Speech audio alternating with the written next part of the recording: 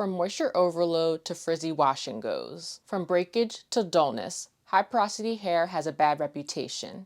But there is a way to master your high porosity hair. Hey, what's up everybody? It's Gwen and welcome back to my channel. In 2018, I learned that I have high porosity hair. This means that my hair cuticle is naturally in the open position. This means that my hair can accept moisture really easily. But it also makes my hair prone to being over moisturized and frizzy. Also, because the cuticle stays open, moisture leaves the hair as easily as it enters the hair, so moisture easily leaves my hair and can leave my hair dry and prone to breakage. The process to master my high porosity natural hair was discouraging at times, but the process was ultimately worth it. Here are 3 reasons why you can master your high porosity natural hair. First, trial and error is about progress, not mistakes. There's no way around trying something to see if it works. Second, you can master your high porosity hair because you never have to worry about trimming damaged ends. The misconception is that high porosity hair is damaged, but you can naturally grow high porosity hair from your scalp. Therefore, you can focus less on trimming your ends and more on catering to your high porosity hair's natural characteristics. And lastly, you can master your high porosity hair because through trial and error, you can learn what your hair does not like.